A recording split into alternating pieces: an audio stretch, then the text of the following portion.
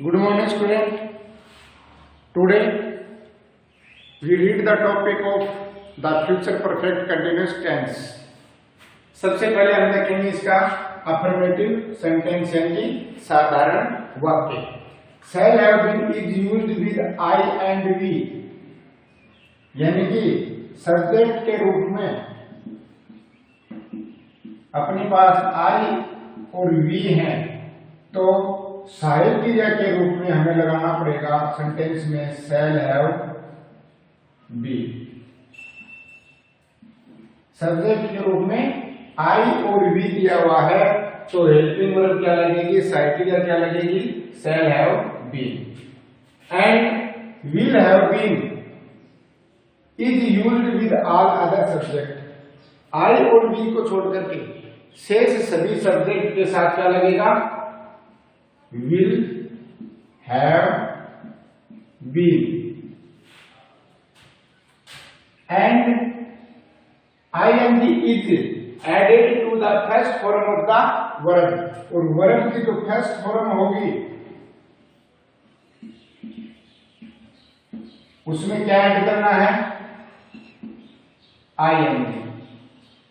यानी कि shall have been के बाद में वर्ब की फर्स्ट फॉर्म आएगी और उसमें क्या आएगा, ing आएगा.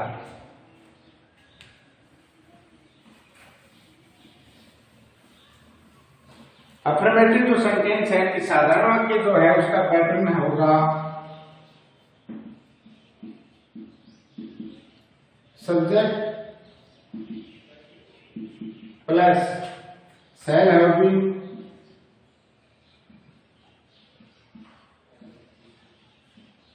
या will have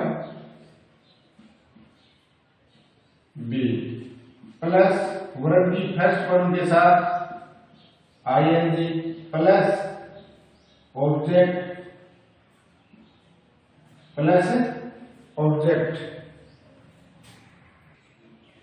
plus since for plus tag.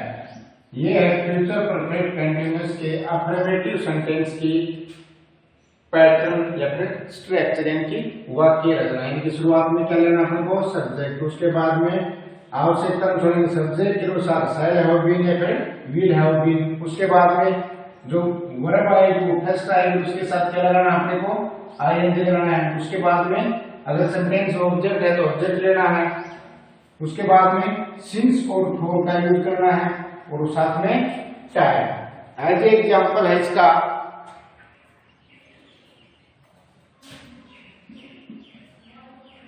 Naresh. अब सब्जेक्ट के हमारे पास क्या है, नरेश, तो इसके साथ क्या आएगा, will have been आएगा. shall have been तो सिर्फ और सिर्फ किसके साथ आएगा, I और we के साथ shall have been आएगा. शेष के साथ क्या आएगा, ये आएगा. तो अपने पास क्या है, तो यहाँ पर I है उतना ही we है, तो इसके साथ क्या आएगा, helping verb will have been.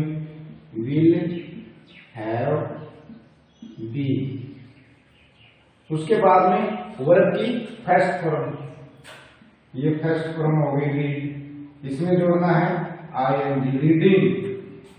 Reading हो गया. उसके बाद में फॉर यानी कि सिंस फॉर का यूज करना है, तो फॉर 2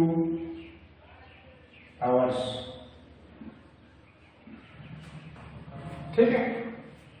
अब देखिए यहाँ पर सिंस क्यों नहीं आया, फॉर किस लिए आया है, तो अब मैं आपको बताऊंगा सिंस और फॉर का यूज. यानी कि सिंस का प्रयोग कहाँ किया जाता है, किसके साथ होता है, और फॉर का प्रयोग किसके साथ होता है.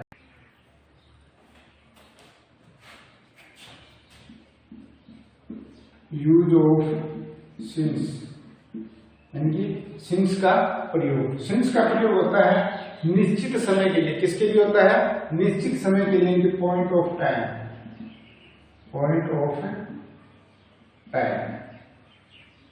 निश्चित समय के लिए.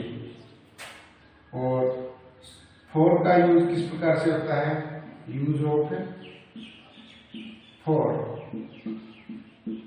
इसका होता है period of time.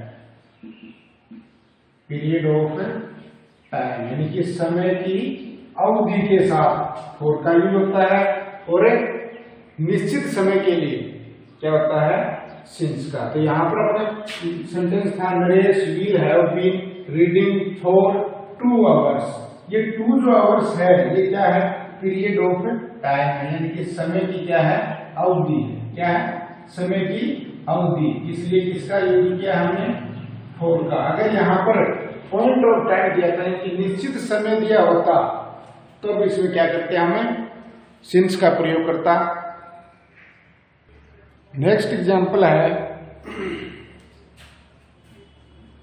Affirmative sentence का, यह है वी। अभी वी के साथ साइकिल क्या आएगी, वी के साथ किसका यूज करते हैं, helping verb shall have been, shall have been, यानी कि आई और वी के साथ तो शैल हैव बीन आएगा, और से सभी के साथ विल हैव बीन। सब्जेक्ट हो गया, साइकिलिया हो गई। अब क्या आएगा, वर्ब की फर्स्ट फॉर्म, फर्स्ट फॉर्म हो गई। इसमें क्या लगाना, अपने को ऐड क्या करना है, ING. In the 9th class since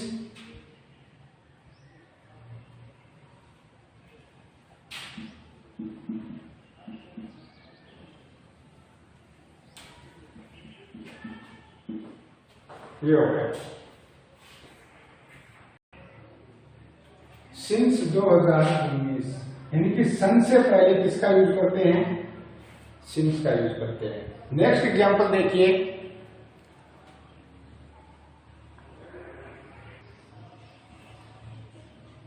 they will have been playing for 2 hours, 2 घंटे से, 2 घंटे। दे वे, अब दे है सब्जेक्ट के रूप में, यहाँ पर विल हैव बीन आएगा, और की फर्स्ट फॉर्म के साथ आईएन दिया गया, सिंस और फॉर का यूज कर दिया, और बाद में टाइम दे दिया। They will have been playing for 2 hours, वे 2 घंटे तक खेलते रहेंगे। अफर्मेटिव सेंटेंस के बाद में आता है नेगेटिव सेंटेंस। कौन सा आता है, negative sentence.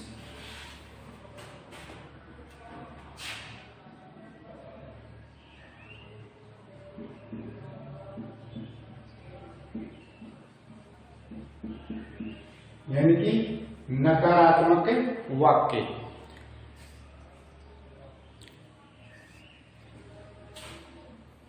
Not is used before, not is used before, not is used just after will or shall, just after will shall। Note का यूज करना है कब, जस्ट आफ्टर विल और शैल, यानी कि विल और शैल के बाद, जस्ट बाद यानी तुरंत बाद किसका यूज करना है अपने को, नोट का। तो इसका पैटर्न किस प्रकार से बनेगा, फ्यूचर परफेक्ट कंटिन्यूअस टेंस के नेगेटिव सेंटेंस का पैटर्न है सब्जेक्ट, सब्जेक्ट के बाद में क्या आएगा, विल और shall, will shell,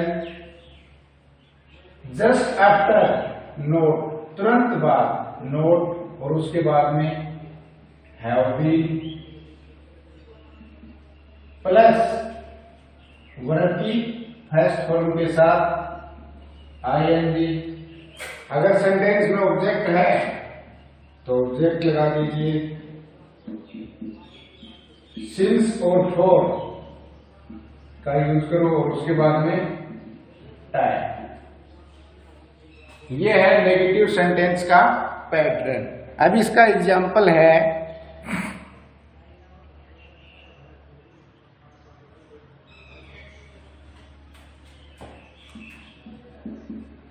Naresh will not have been। Subject हो गया, will का यूज कर दिया, नेगेटिव सेंटेंस है तो नोट का यूज कर दिया और उस नोट के बाद में क्या आता है, have been आया। अब लिखना है वर्ब की फर्स्ट फॉर्म लिखनी। क्या लिखनी है, वर्ब की first form. Writing for 2 hours।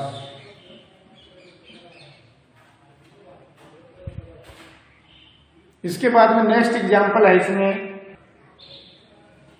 We subject हो गया, वी के साथ शैल का यूज करते हैं, नेगेटिव है तो नोट का यूज करेंगे। उसके बाद में have been, we shall not have been going to school, going to school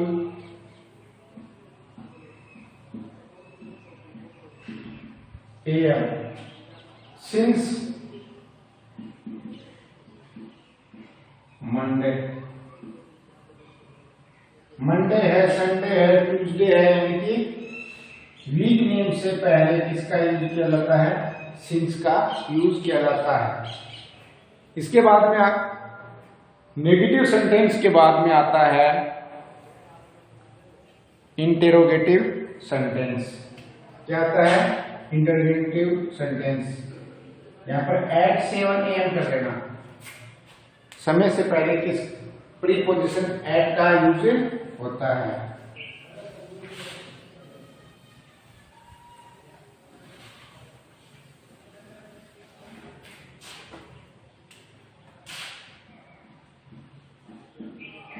interrogative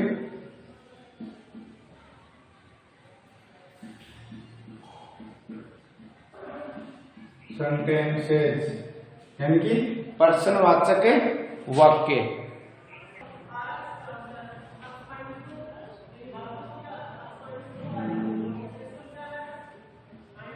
will shall is used before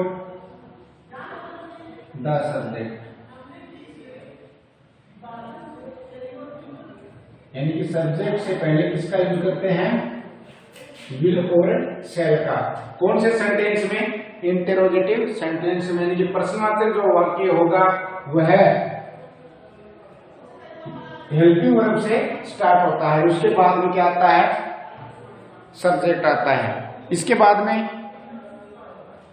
and after this, and after this, यानी कि और उसके बाद will have been is used, will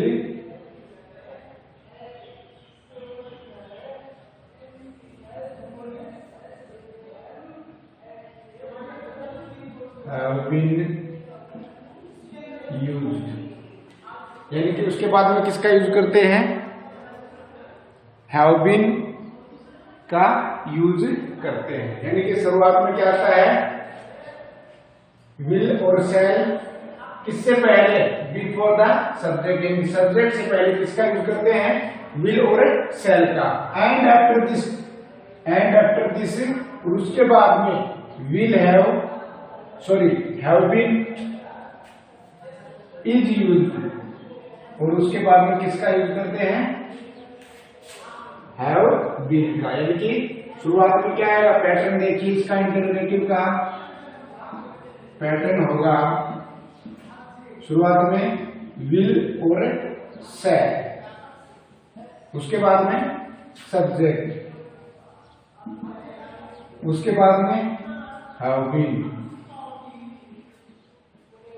have been के बाद में verb की first form के साथ आईएनजी, उसके बाद में ऑब्जेक्ट, उसके बाद में सिंस और फॉर का यूज प्लस टाइम, और नेक्स्ट सेंटेंस के एंड में क्या लगेगा?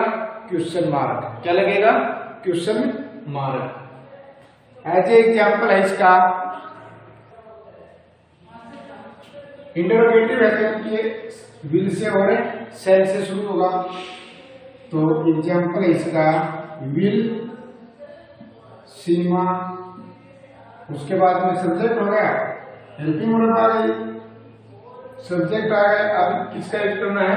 हैव बीन का, हैव बीन, उसके बाद में वर्ब की फर्स्ट फॉर्म कुक, और उसमें ऐड करना है ING cooking, food,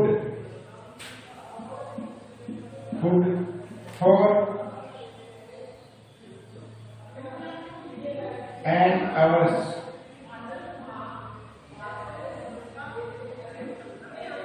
will Seema have been cooking food for an hours, 1 घंटे से। क्या सीमा 1 घंटे से भोजन पका रही होगी? नेक्स्ट एग्जाम्पल है इसमें विल ही हैव बीन, अब वर्ब की फर्स्ट फॉर्म, ये भी फर्स्ट फॉर्म, और इसमें ऐड कर दिया आईएनजी सिंगिंग। क्या कर दिया? Singing for 2 hours. सेंटेंस के एंड में क्या लगेगा? Question mark. नेक्स्ट है will you have been cleaning this for 2 hours, will you have been cleaning this for 2 hours। Next है इसके बाद में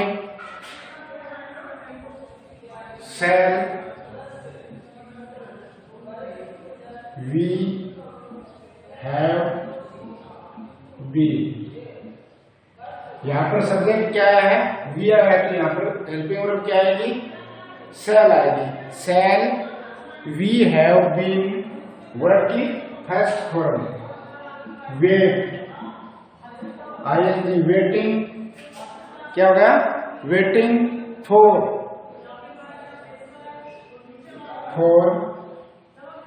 him since morning।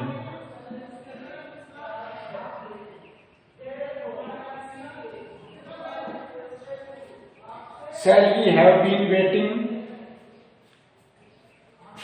for him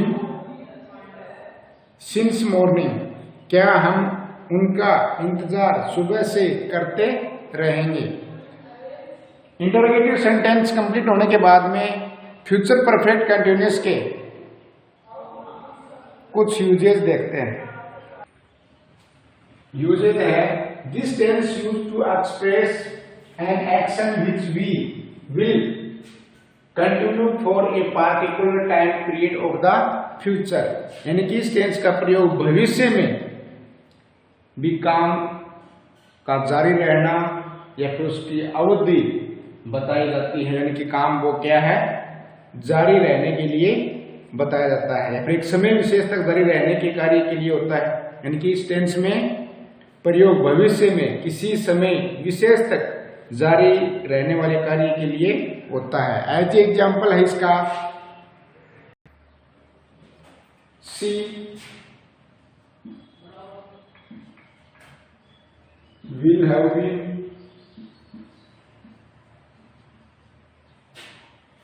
verb की फर्स्ट फॉर्म सिंगिंग, इसके बाद में फॉर,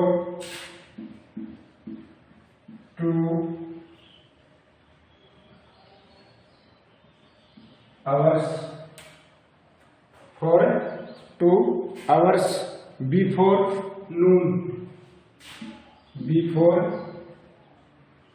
नून यानी कि दोपहर से पहले।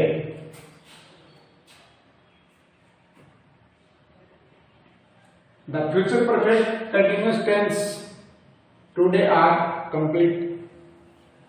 इसको अपने नोटबुक में नोट करना और अच्छे से याद करना।